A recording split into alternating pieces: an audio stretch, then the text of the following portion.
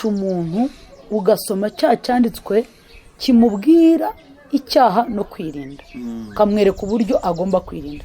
Ariko utinda dusigaye twirirwa mu nsengero twigisha ubukire, twigisha uburyo tugomba gukora tugakira.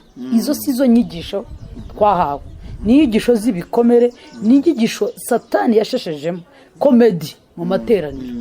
Gusa umwigisha rwose asomye akarongo kamwe, ariko ako karongo kamwe asomye aramara umwanya munini akina komedi.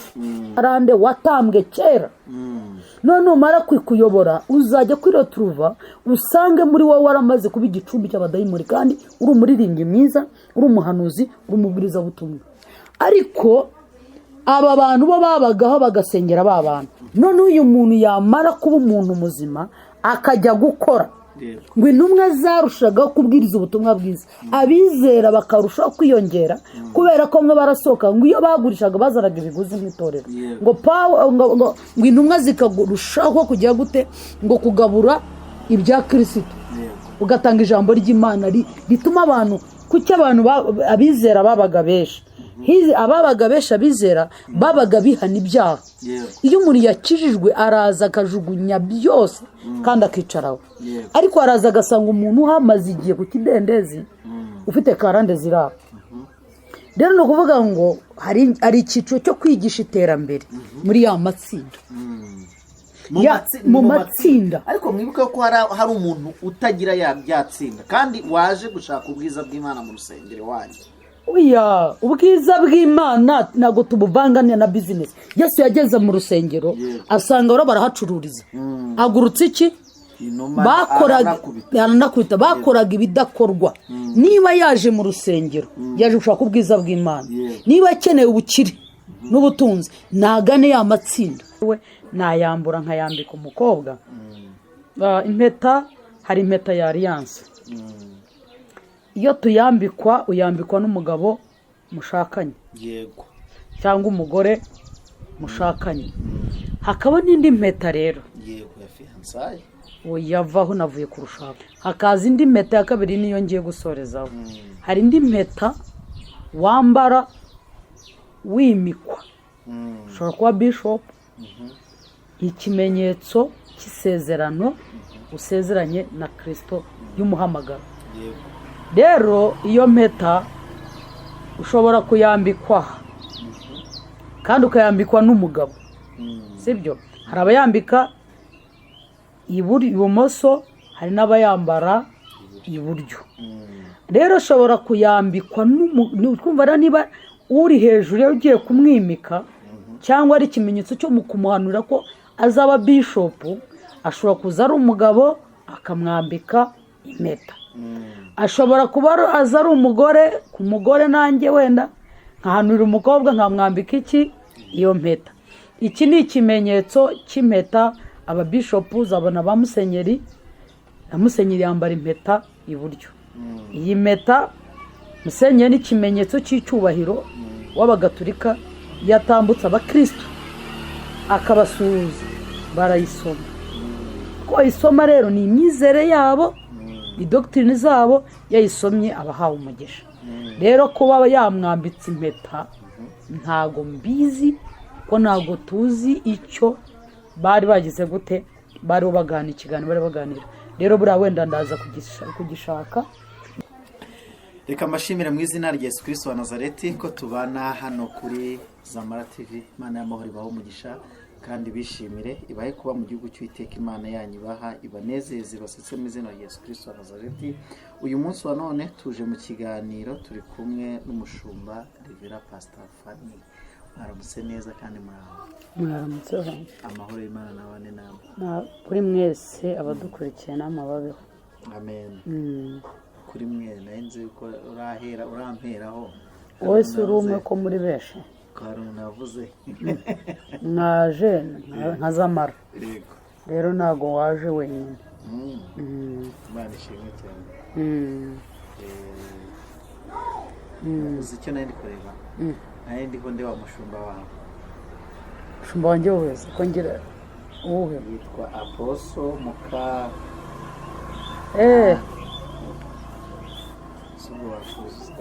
Ndamuzi. ku ntama za yesu. Yego. aposomeri Imana imuhe umugisha. Imana imuhe jya umuha ituro Ndarimo. ni icya 10. Okay, nshobora kutamuha icya 10 ariko nkamuha andi maturo kuko hari uwo nk'icya 10. uri ha kubera ko mu itorero babagamo ari abashumba babiri. Yego, ari umukuriye nawe yungirije kandi ariko bavukana bose baravuga. umwe ni mushiki na musaza kuko nanjye ndi umushumba akaba n'undi unkuriye kandi nawe tukaba tubana. ahubwo uzi ko hari n'ibintu ujya ntekereza ko ari we wo mushumba kubera yuko nyine wari we barivuga wese uza afitiye tite kuko ibyo muzana ni ibiki. ubu kuko umugore wawe ashobora kuba wenda azwi mu mujyi inshuro nyinshi bivuge ko n'abantu bakorana bakaza mu rugo kenshi ariwe baje kureba bizavuga ko ari uyoboye urugo. mbese uwe nimukora hari ikibazo amaze ngo titire yawe ni iyihe uzamubaza. nanjye yanjye ambwira ko ari pasiteri. nanjye wumva kenshi se ni perezida ntivugira pasiteri. ibyo bindi ntacyo bivuze sibyo. icy'ingenzi ni uko turagira umukumbi w'Imana mu byangombwa niho biba biri. Yego, mu byangombwa nyine nanjye nicyo nashakaga. nyine mu byangombwa twarimitswe. Yego, hari urwego rw'amavuta twashyizweho y'urwego rw'aho tugeze ariko ikitugira abo turi cyo hejuru y'ibyo byose y'amatitire turi abakristo. turi abakristo, turi abana mu rugo kwa data. ibuze mpamvu mwaje icyo kibazo. ejo bundi nabonye intambara y'abantu nyine bari ijyanye bijyanye na babyitambukira kwimikwa kugira ngo umuntu ashime itorero. hari ibyangombwa akenera byo kuba ari bishop cyangwa se guhera kuri revero gusubiza hejuru nawe wemerewe gushinga itorero. rero numvise ngo ari kumbwira ati buriya rivera ntabwo mbikunda kurera pasiteri. mu byangombwa hari ibyo ubura ibyo ni nk'uko hari tutaza kurata amashuri twize n'amateoloji twize. ikitugira icyo ari cyo ko ushobora kuba ufite za teoloji ariko udasa nazo. Yego, ushobora no kuba ufite amashuri ariko udafite ubwenge bw'Imana ko kubaho Uwiteka nibwo bwenge kuva mu byene ko kujijuka. rero numva tudakwiye kumaranira no kurwanira amatitire nka Kayizari na Yesu bamwatse umusoro yagombaga kuwusora. rero nka za leta ibyo bavuga n'ibyo basaba urabitanga uba ubifite ariko ikirenze kuri ibyo igituma wumva wishimye unezerewe no kuri umwana w'Imana. iyo uri umwana w'Imana rero biguha kumva muri wowe uri umwana mu rugo. ariko aya matitire akenshi atugira abakozi mu rugo, atugira abakozi bo mu rugo. umukozi wo mu rugo arya ibiryo byo kwa shebuja akisiga amavuta yaho ariko kwezi kwagera mpembe. iyo batamuhembye ararakara ibintu byose akabimenagura. rero ariko umwana mu rugo ararya akanywa akisiga n'iyo ari ishimwe umuhaye n'iyo utarimuhaye akomeza kuba umwana mu rugo. hari abakozi rero mu itorero bakora muri ubwo buryo iyo atabonye cya gihembo abyimbye amatama n'amazuru. ayo matitire rero rimwe na rimwe agomba gutwara amverope cyangwa se dosiye zerekana ibyo yize. kwisobanura rero ntabwo tugomba gutinda twisobanura ko turi iki n'iki. icyo ugezeho n'icyo uri cyo kiri bugire. reka nsuhuze abantu bari mu burasirazuba, iburengerazuba, amajyepfo n'amajyaruguru, umujyi wa Kigali, intara ya gatandatu y'abadiaspora, abantu mukunda Zamara TV, abantu mukunda umushumba Revera Pastor Fanny. Imana y'amahoro ibahe umugisha kandi nyabuna mujye mwohereza ituro, nanjye niwe nshumbye yango nteze bene wanyu banikure abandi perisi nta kintu bagutwara kuko njyewe ndi indepanda. ubwo ni waba warivuyemo? ntabwo narivuyemo. cyangwa ryo ryarakuretse? ntabwo babeshye ahubwo hari akantu abantu benshi batazi. hari igihe idini rikuvamo ku kibuye kiririmo rikakuvamo wowe ukagera ku rwego rwo kumva yuko baze kunyumva neza, ukagera ku rwego rwo kumva weho uri free nta mugozi n'umwe uguhambiriye, kuvuga ngo warabatuwe warabatuwe kuvuga ngo urancumbye nuko ntabwo ndajya kureba pasiteri w'abapantekote niyo musabye ikiganiro arakinyima kandi amavuta wemeye niyo agukorera. ibyo ntaho bihuriye, mukanzinzikanye ntabwo bihuriye. mbese ko bataguha ikiganiro bivuze ko atari umushumba. Ni umushumba nyine wowe rero umushumba wa nuza wa kiliziya gatolika ni umushumba. buriya rero waba uyu munsi ushobora gusaba musenyeri ikiganiro akakiguha, karidinari yaguha ikiganiro, ariko ntabwo bivuze ko agushumbye. kubera iki? waje nk'umunyamakuru we rero ugenda ushaka ko aguha ikiganiro, ntabwo ugenda nk'umukristo. muzagenda ujyanye ibyifuzo byawe mu rugo by'ibyo ukeneye byo mu itorero, azakwakira. ariko ntugenda ubunza akamera yeza amavuta wizera aragukorera kandi nyabuna ubwo nari kuvuga ngo munsi y'ikiganiro ndaza gushyiraho nimero yawe baze kuguhamagara. muri iyi minsi ndi kubona amavuta yawe ari gukora cyane. buriya iyo ngo bamaze kurenga icyo kirwa bamenya uko cyitwa, ko cyitwa merita. iyo utarahura n'intambara ntabwo umenya kurwana. iyo uvuye mu ntambara ufite ubutsinzi ugenda wishimira intsinzi. navuga ngo nubwo tukirwana ariko urishima kandi ugahumuza ubagarara. ndashima Imana ko mvuye mu ishuri, kandi ishuri ry'uburwayi nari ndimo narasengaga, natindanye n'Imana, nararuhutse, nabonye ibintu mbona ibindi. ndavuga ngo Mana nunkura ku gisasiro nzavuga ukuri kuri mu rukundo. kandi kuko nasengaga rero ntaryaga ngo kuko sinanaryaga, urabona ko nanananutse do ntabwo bikimfata banyondore. rero amavuta arahari kandi tugomba gusenga. muko gusenga bigatuma tugera ku kigero cyiza. n'abadukurikiye namwe musenge, nimusenga mukagira urwego mugeramo bizatuma Imana ibageza kuri. ni igihe cyo gushaka Imana kandi nta bindi turimo. yego abantu bari mu Bufaransa namwe turabasuhuje mu izina rya Yesu Kristo wa Nazareti. Imana y'amahoro ibahe umugisha kandi bishimire, ibahe kuba mu gihugu cy'Uwiteka Imana yanyu ibaha. nsuhuje abantu mwese mwakoze subscribe, nsuhuje abantu mwese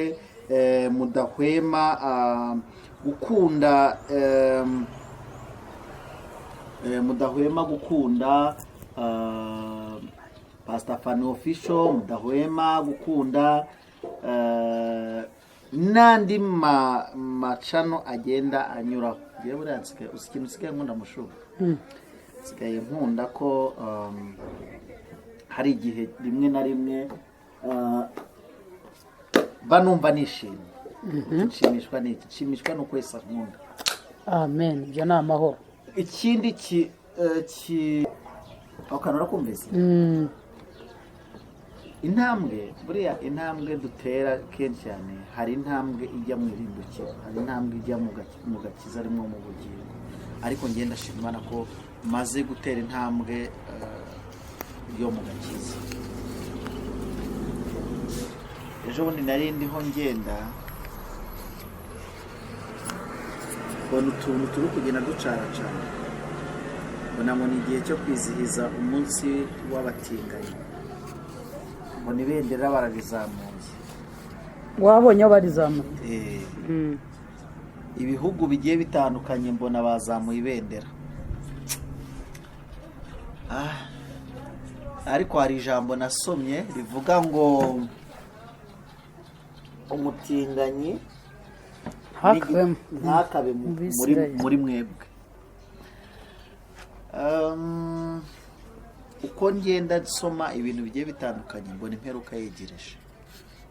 ariko nubwo imperuka yegereje, twebwe gukizwa ntabwo bigenda bitwegera. ni ukubera iki? ndavuga ngo ni iki kintu nakora kugira ngo byibuze nshyire itafari ngere ikirenge mu cya kirisito, ariko n'ubundi ngendeye ku batubanjirije.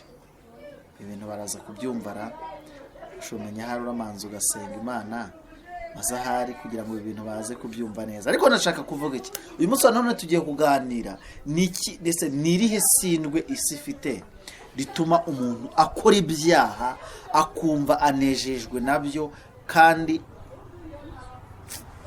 ariko ukabona abantu bitiriwe izina ry'Imana bo isi na Satani bari gukora cyane kugira ngo ibyaha abantu babitinyuke.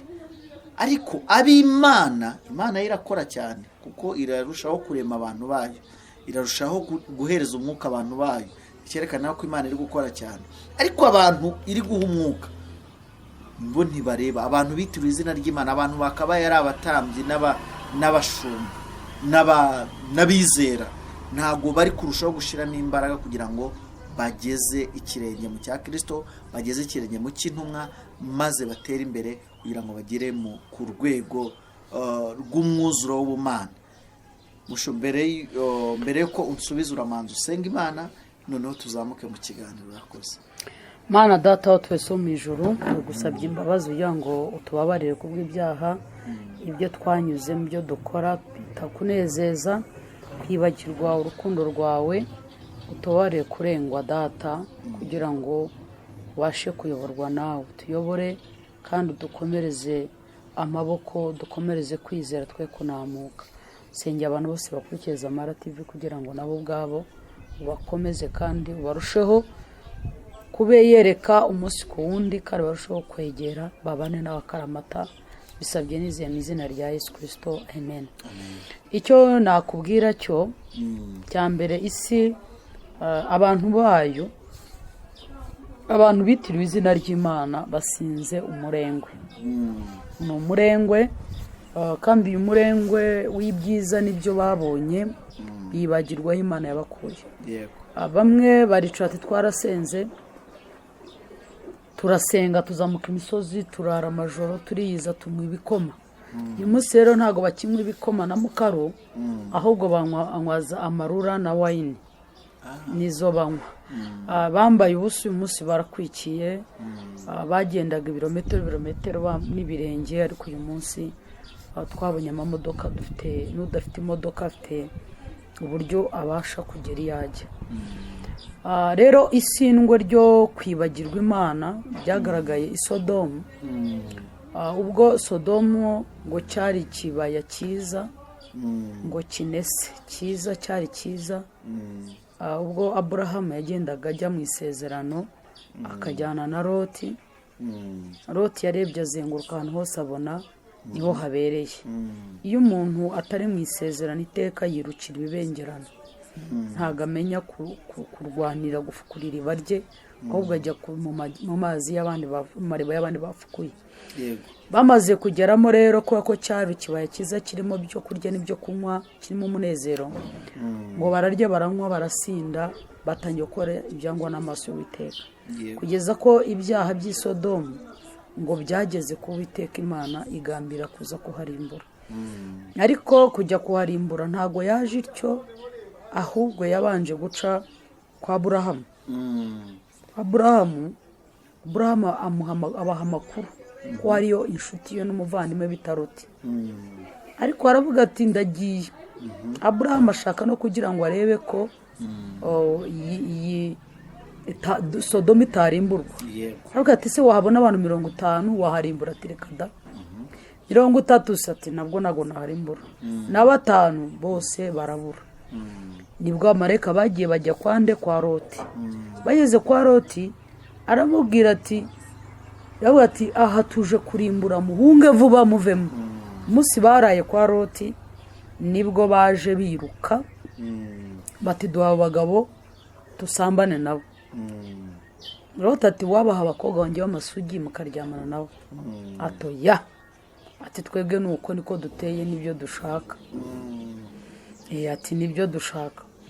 Arangije rero kuvuga ngo nibyo bashaka, nibyo byatumye imana ibatera ubuhumyi bagenda bahumaho ariko bituma ko baharimbura umurengwe rero n'ibyaha by'abantu no kwibagirwa icyo baje bashaka no kwibagirwa ya minsi yabo yo gutinda n'imana nibyo bitumye bakurura akaga bagakora bakazirura ibyo batakagombye kuziririza ibyo baziririzaga bakabizirura kubera ko ibyaha byabo byarenze niyo mpamvu.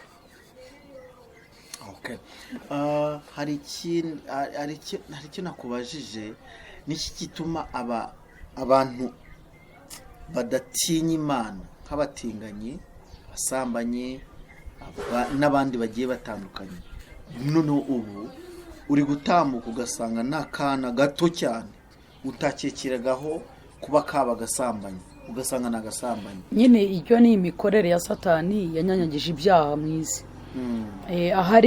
hari kutubaha imana abantu babibyigenge rero niba barakuye kubaha imana mu mitima yabo bakimura imana muri bo bafite ibindi bimitse bimuye kwirinda bimika gusambana bimuye imana bumva yuko iyo imana iri muri wowe uha agaciro imirimo y'amaboko yakoze muri wowe ariko bamaze kuyimura babonye ko ari ibisanzwe kandi birengagiza ijambo ry'imana babwira ko umuntu atagomba kuryamana n'uwo umugabo ari ikizira kuryama umugabo ku mugabo umugore ku mugore ndetse no gusambanya na mushiki wawe no gusambanya nyoko umuntu wese mufitanye isano. ariko uyu munsi turabibona kuri izi social media ukayobora ati jyewe nashakanye na mushiki wanjye ati jyewe nasambanyije mama je turikundanira. ibyo byose ni uburyo satani ariho akoresha bwo kugira ngo aturebe. iyo umuntu aje bati jyewe nkundana na mama tujya tubona wenda muri bino bihugu na mu Rwanda ntabwo biraba simbizi ariko avuga ati mama wanjye njyewe niwe mugore wanjye bakaza kwifotoza basomana ko babana. iyo ni inzira satani akoresha kugira ngo ahumure urubyiruko n'abandi avuga ati rega nubwo nyoko nawe ni umugore nk'abandi ariko wagombye gutekereza ahantu waciye uvuka biragatsino kongera kuhaca usubirayo. iyo bavuga ngo kanakaraye mu isekuru bavugaga cyari igitutsi gusubira mu nda ya mama. kuba ahantu so yanyuze nawe kwegera umugore wa so ni ikizira. aho so anyuze nawe uhanyure ni ikizira. ari abatwara abagabo ba ba nyina ni ikizira. urumva rero abantu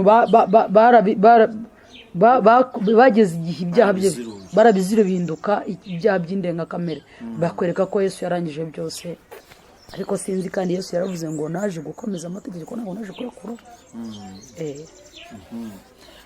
niki kumva aziruye ibyaha akabinywaho amazi pastor? rimwe na rimwe akenshi biva kumenyera imana. kumenyera hari abantu bajya mu rusengero ntibigishwe ijambo ry'imana ahubwo bo bakigishwa inyigisho zihabanye n'inyigisho zose twumva mu rusengero ntabwo ariko zemeza umutima wawe kureka icyaha kuko inyigisho ikubwira ngo uhawe amafaranga uhawe akazi ntabwo ikwemeza kureka icyaha. ko iyo nyigisho n'umuntu utaje gusenga yizera ko yize kandi azabona akazi. ku nyigisho kugira ngo uhawe umugabo cyangwa umugore n'umuntu udasenga yizera ko azubaka niyo mpamvu atera intambwe akarambagiza cyangwa se akarambagizwa. ariko inyigisho ishobora gutuma ureka icyaha ni inyigisho ikubwira kuri cya cyaha ikakubwira iyo uhana umwana avuga ngo Dawidi yabwiye umuhungu we Salomo avuga ngo mwana wanjye ndagiye nk'uko abisi bose bagenda nuko ukomere uzaba iki umugabo. bivuga ngo na Pawulo atongeraga Timote nk'umwana we. bivuga rero ngo ugomba kwigisha umuntu ugasoma cya cyanditswe kimubwira icyaha no kwirinda kamwereka uburyo agomba kwirinda. ariko utinda dusigaye twirirwa mu nsengero twigisha ubukire twigisha uburyo tugomba gukora tugakira.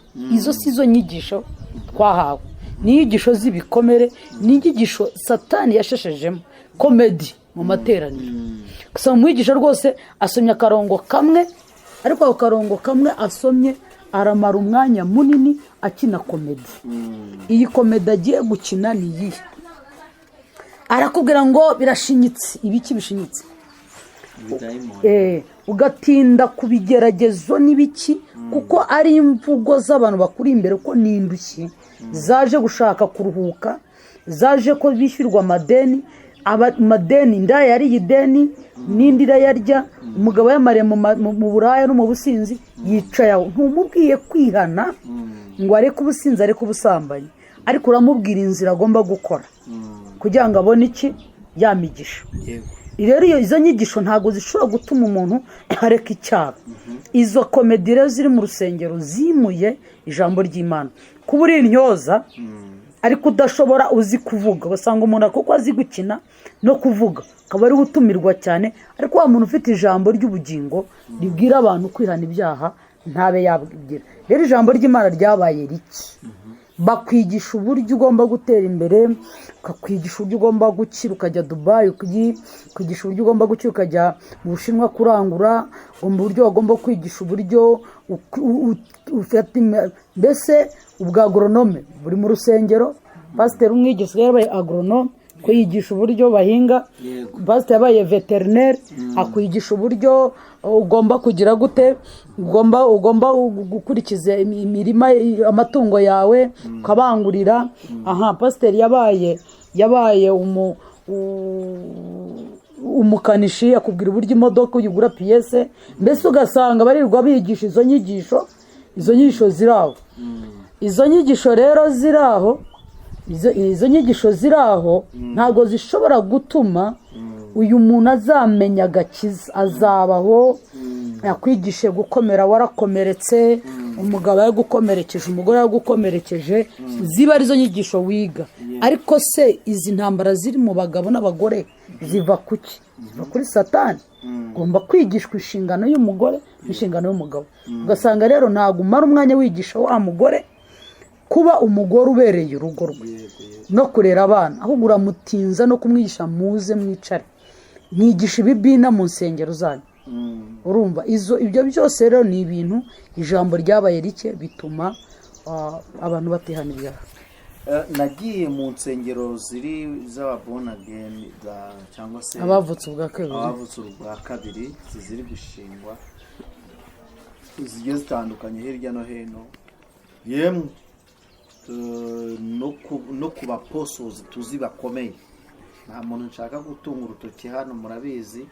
Ndabashakira ikiganiro cyanyu namwe mbatunga urutoki, kuko naba ngiye kuzanamo pasiteri, kandi pasiteri yego reka tubigire nka gutya. Ariko icyo nashakaga kuvuga, ugasanga ngo ni umuryango wa Isakari, umuryango wa kwa Barabana, uko ari abana 12, ugasanga harimo ibibina 12.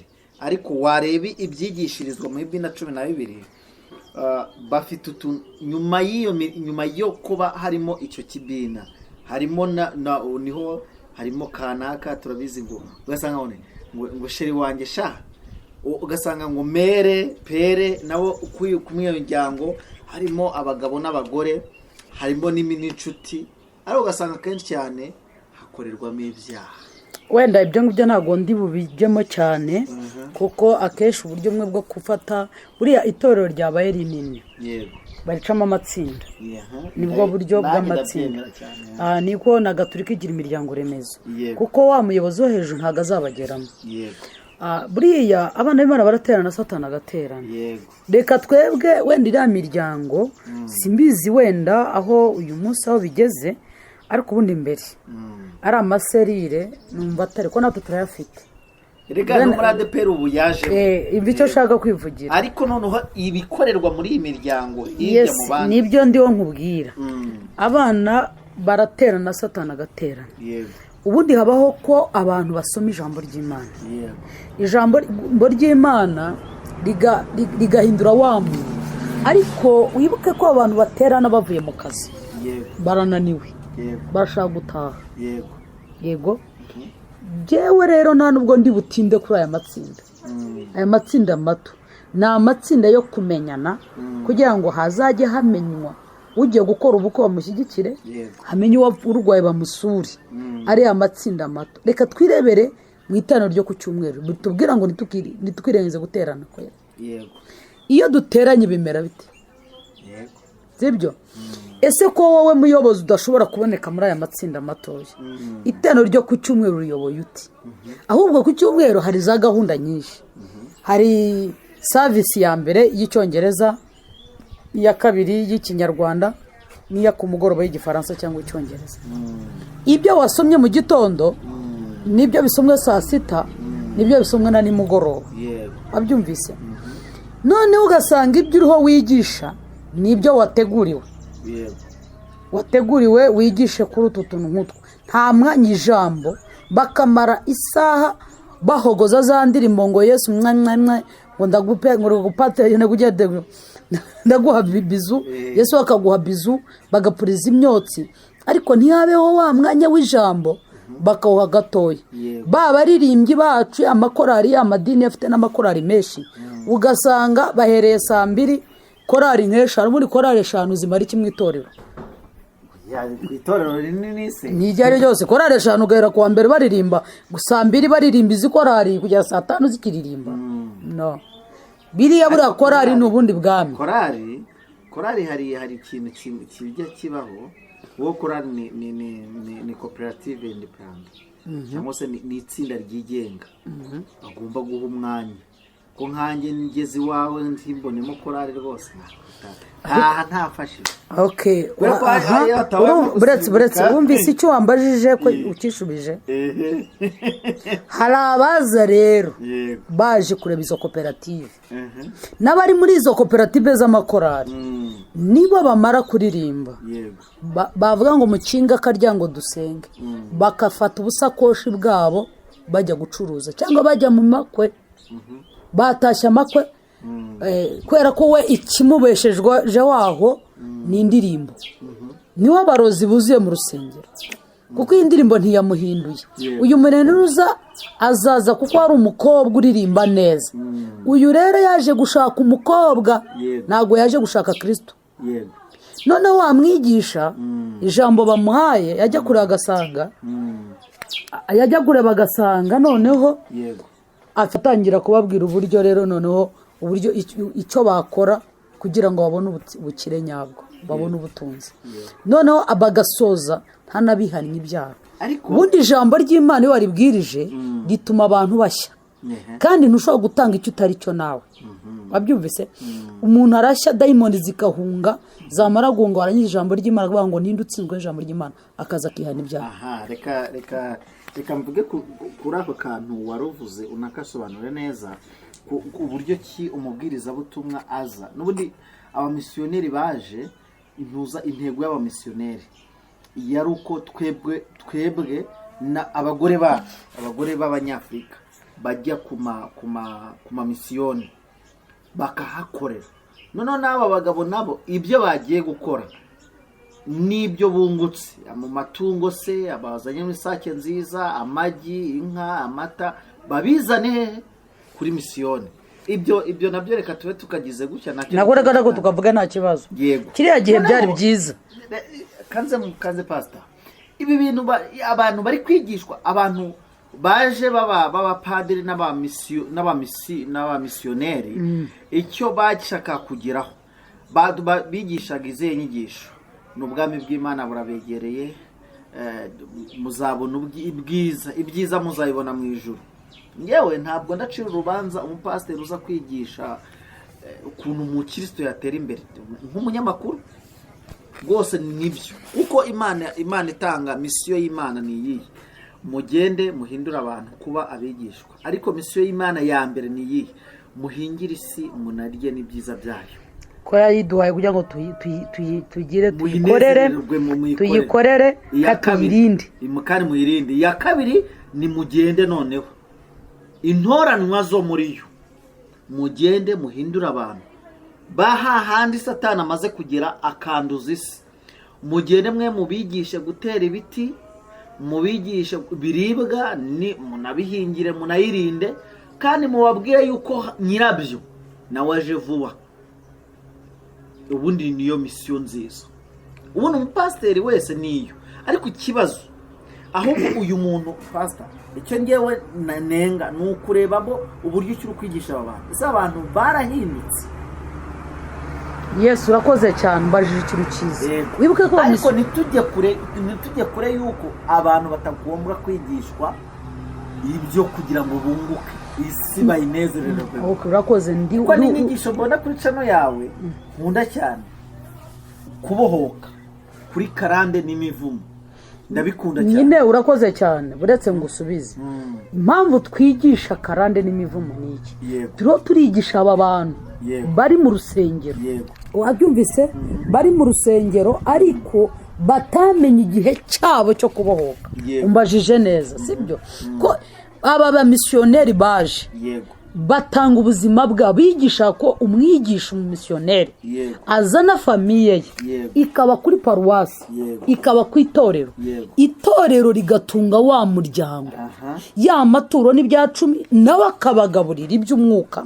Noneho cya giti uruvuga atera nuwa ngo yagombaga kwigisha uyu muntu agahinduka kuba igiti cy'ubuzima gifite imbuto cyera kiribwa, akamusengera, akamufasha, akamubera umujyanama, akamukomeza, acitse intege agakomera, urugo rwanza akamukomeza. Ariko uyu munsi ingo zo zirasenyuka kuko aba bantu ntago bahari ku itorero, kuko n'abari ku itorero ni abakozi batarya amaturo, bashaka ubwo bibisambo, bashaka kurya amaturo bakarya n'imishahara. Abandi nta mishahara bagenerwaga, bahabwaga amaturo.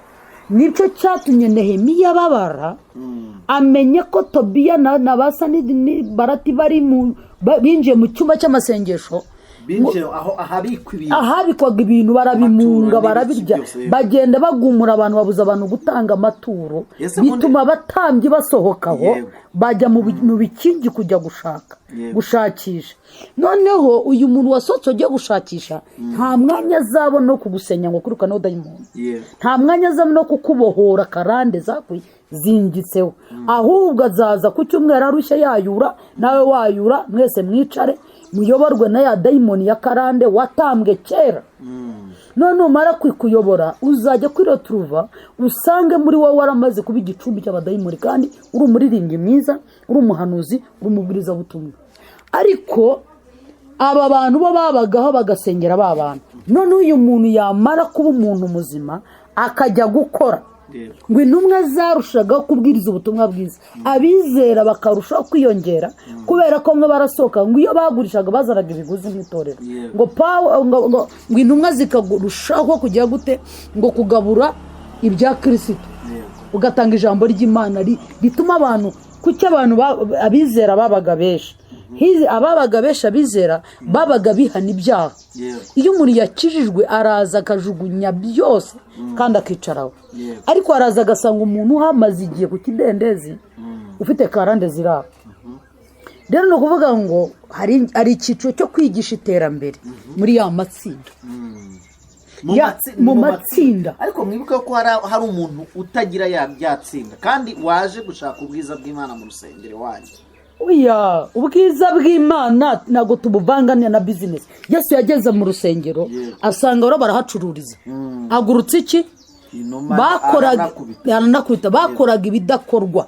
Niba yaje mu rusengero yaje gushaka ubwiza bw'Imana, niba akeneye ubukire n'ubutunzi, nagane ya matsinda bakoze, aterana kwa gatatu, aterana ku mugoroba, bicare bige bya bintu, bahamagare pasiteri aze yigisha ibyo.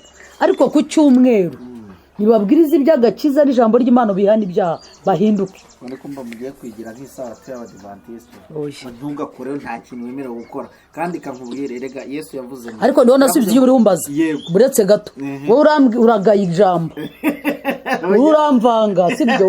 Baragaye ijambo ko ari rike mu rusengero, kandi wanyeretse amakorari. Uyu muntu ushaka korara akigenda niyo akunda, nta nazahura n'ijambo, kuko umukorariste waririmbye bahuye avuye muri buwate, wose ari bumuhindure, ariko akunda ijwi rye. Wabyumvise? Akunda ijwi rye. Natwe twese dufite abaririmbyi badaririmba gospel kandi dukunda, baririmba neza. twikamirisa. urashaka kumbaza indirimbo se nkunda za karahanyuze Okay. nkunda za karahanyuze Oya.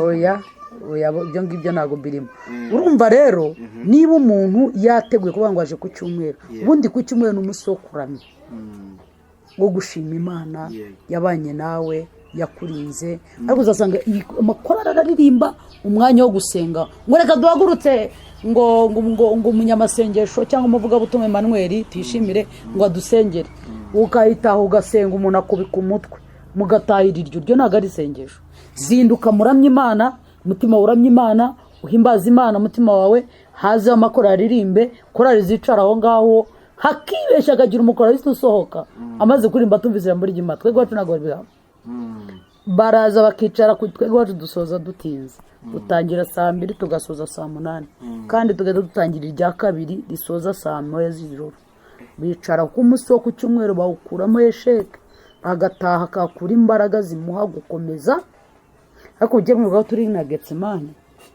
Getsemani turasenga Getsemani umwanya munini tuwuha ijambo n'isengesho tugira korari imwe na worship team. Imana y'amahoro ibaho umugisha. Tujya gusoza hari ntuza nabonye hari fasha abatinganyi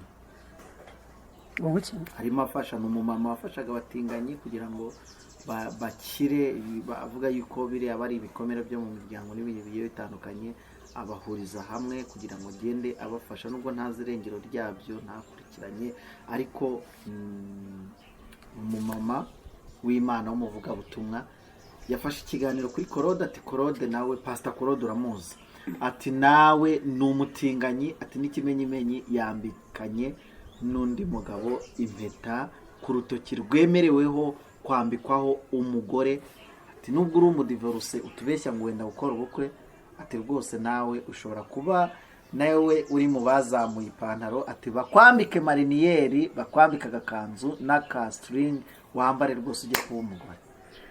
Ya urakoze iyo ubonye umupasiteri agaragawe mu ruhame yambikana n'umugabo mugenzi w'impeta nubwo yaba ari nk'ikimenyetso cyo kuba yenda yamukuraho ibindi bintu ubundi biremewe neza ko umugabo cyangwa se nkaho umugore wafata umukobwa ugakuramo impeta yawe uti ndayikwambitse mu kimenyetso cyo kugira ngo ubone umugabo ukamwambika kwa handi kuri ntuza kuri kamera ampulisa ari no kuri kamera mu kiganiro watumiwe. Ya urakoze ntago ndi buvugeho iminota myinshi ndavuga nk'umunota umwe je ntago mbizi Pastor Korode ni umupasiteri ariko ntago ndi buvuge ngo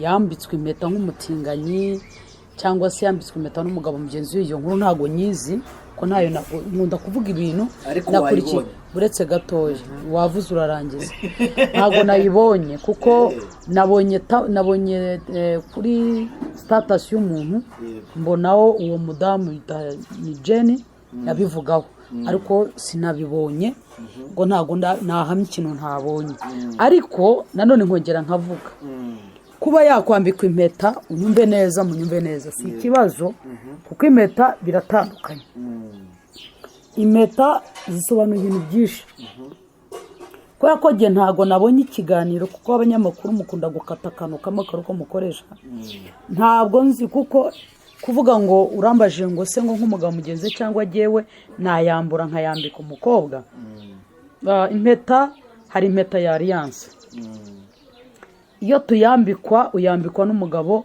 mushakanye yego cyangwa umugore mushakanye hakaba n'indi mpeta rero yego ya fiançailles yavaho navuye kurushaka hakaza indi mpeta ya kabiri niyo ngiye gusorezaho hari indi mpeta wambara wimikwa ushobora kuba bishop ikimenyetso cy'isezerano usezeranye na Kristo y'umuhamagaro rero iyo mpeta ushobora kuyambikwa kandi ukayambikwa n'umugabo sibyo hari abayambika ibumoso hari n'abayambara iburyo rero ushobora kuyambikwa twumva niba uri hejuru iyo ugiye kumwimika cyangwa ari ikimenyetso cyo mu kumuhanura ko azaba bishop ashobora kuza ari umugabo akamwambika impeta ashobora kuba aza ari umugore ku mugore nanjye wenda nkahanurira umukobwa nkamwambika iki iyo mpeta. Iki ni ikimenyetso cy'impeta ababishopu zabona ba musenyeri na musenyeri yambara impeta iburyo. Iyi mpeta musenyeri ni ikimenyetso cy'icyubahiro w'abagatulika yatambutse abakristo akabasuhuza barayisoma. Ko isoma rero ni imyizere yabo, ni doctrine zabo, yayisomye abahawe umugisha. Rero kuba yamwambitse impeta ntago mbizi ko ntago tuzi icyo bari bagize gute, bari bagana ikiganiro bari baganira. Rero buriya wenda ndaza kugishaka ningishaka kuri ndaza kuguharinka uze kumparinka nkirebe none nze kumenya ko nago navuga ibitari byo, kuko hano umuntu wese arihandagaza akavuga ibyo ashatse. Impeta rero ziratandukanye, hari abazambariraho, hari n'abazambarira iyo, hari n'izindi bambara zindi yo ntari butindeho ntanazi. Kujya kubona umuntu yambaye ikimpeta kiri aho, si bishop uko yagiye kwambika iyo mpeta ku rwego ageze batumira abantu, badadutumira kizahabwa inkoni y'ubushumba, mwambika inkoni bakamuha n'iyo nkoni bakamwambika n'icyo kigofero na bya bikanzu mbona. Noneho rero iyo bigeze kuba warayambariye iyo ngeho tutazi tukajya kuba tukabona wadukanye aba yaratumiye abo ashaka. Murakoze cyane. Reka amashimire ko mukurikirana Zamara TV, Imana y'amahoro ibaho umugisha kandi bishimire. Twari mu kiganiro imbundo y'ukuri, Imana y'amahoro ibishimire cyane kandi ibaho umugisha. Tuzasubira nakagaruka nidukenera Pastor Fanny, tuzongera tumutumeho mu izina rya Yesu Kristo kugira ngo abashe kuba yadusubiza ibindi tuzakenera kumubaza. Kandi iki kiganiro kizagenda kigaruka, nanjye muzagenda mumbona.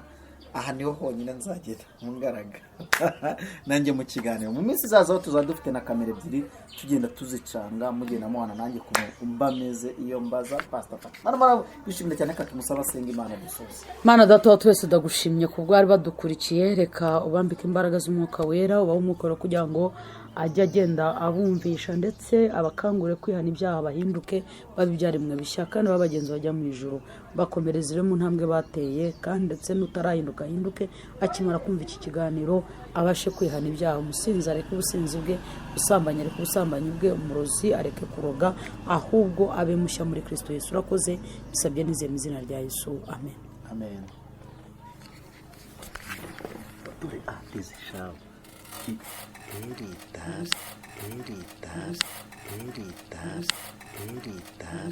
Eritas